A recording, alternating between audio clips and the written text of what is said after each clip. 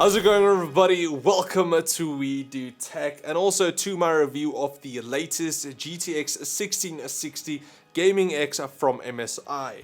So these new 1660 graphics cards are to replace the very popular GTX 1060s, which delivers excellent performance for not a bad price. You do have the TI version as well that came out before this one, which is weird because usually it's the other way around. And also, again, the naming scheme 16 should have been the 11 range, but yeah, NVIDIA can do whatever they want. But anyway, moving on to pricing for these new cards. So the Gaming X is retailing for around $250 or 5,300 Rand on Rebeltech here in South Africa, which pretty much puts it in the same price tag as a new first-hand GTX 1060 6GB card. So it's pretty much a no-brainer that I would go rather for one of these because you will get extra performance compared to the older generation. However, what about the TI version? Because that one is going for around $50 or a 900 Rand or more currently. So should you just upgrade from your 1060 to the 1660, or just go straight to the 1660 Ti, or even go further than that to the RTX 2060? Because there's so many 60 range GPUs this year from NVIDIA.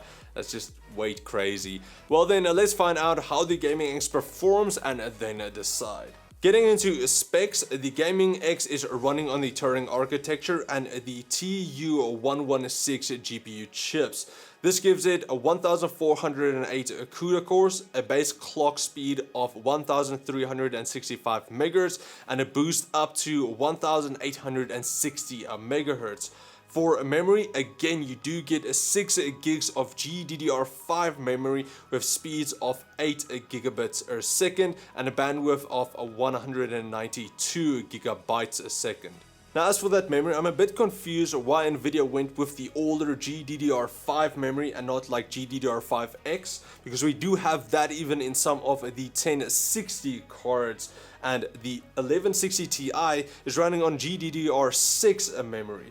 So I'm not exactly sure why, but yeah, that's what you get, unfortunately. Now, taking a look at the design, the 1660 Gaming X pretty much exactly resembles the RTX 2060 Gaming Z I reviewed a few months back, with the dual fan design, the black and silver color scheme with that steel-like textured pattern on, and then also on the back you do get that aluminum silver backplate with the MSI logo in black.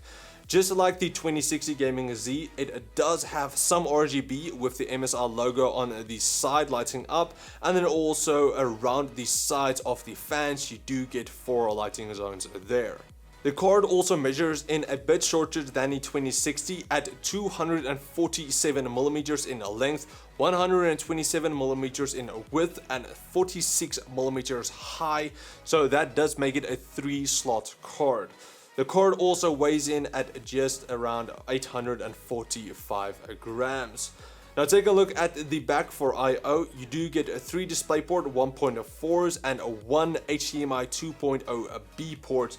Power-wise, you get a single 8-pin connection that needs around 130 watts, so a 450 to 500 watt power supply will be plenty enough. Now, as for cooling, the Gaming X uses the same MSI Torx 3.0 fans as the RTX 2060 Gaming Z, featuring their zero phasor technology, where if the card is below 60 degrees, the fans will stop spinning, so you're gonna keep your system nice and quiet, and also it doesn't really get too hot, these cards. Now, getting into that temperatures, running firmware with the stock fan curve, I got a max of 71 degrees at 56% of fan speed with my overclock applied.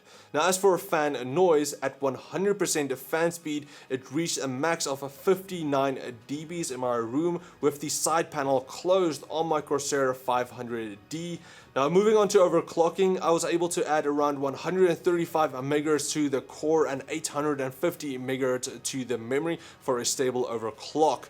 You can also, of course, use the OC scanner built into MSI Afterburner for a simple one-click overclock for anybody who's new to overclocking their GPUs, because you'd like to do this because you are going to get that extra bit of performance out for no extra cost. Now finally getting into the benchmarks, I compared the 1160 Gaming X to the 1160 Ti, the 1060 6GB, and also to the RTX 2060.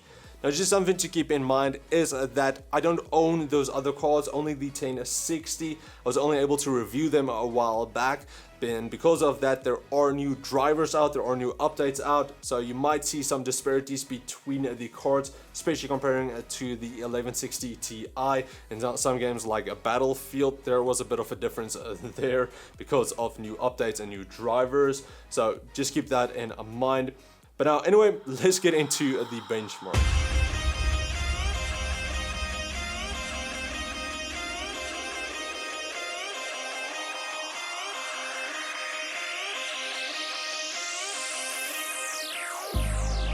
I've been keeping myself so busy, pushing out the misery, trying to find the peace in me.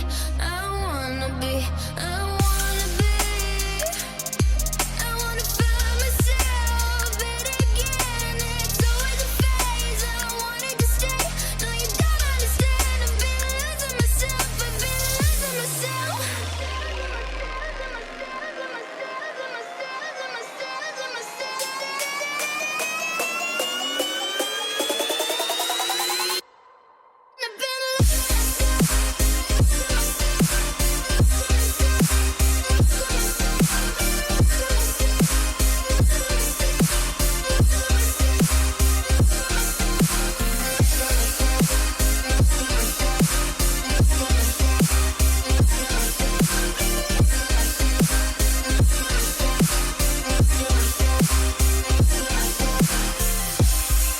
I've been keeping myself so busy, pushing out the misery, trying to find the peace in me.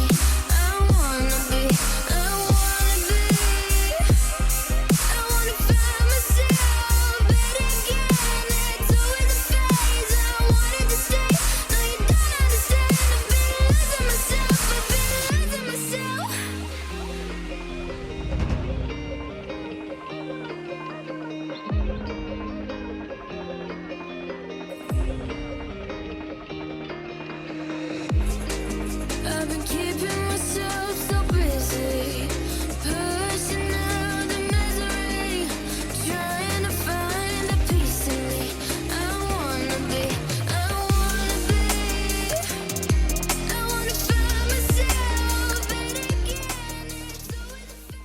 So then from our results we can see that the card pretty much lies in between, of course, the 1160 Ti and the 1060.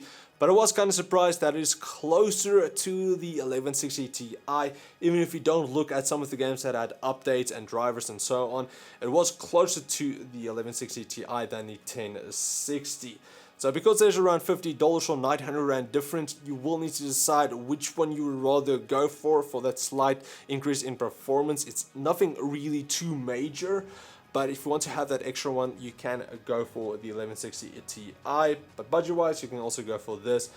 But I will say, if you currently own a 1060 3GB or even a 6GB or even an RX 580, I wouldn't say you should upgrade to this one or possibly even the 1160 Ti.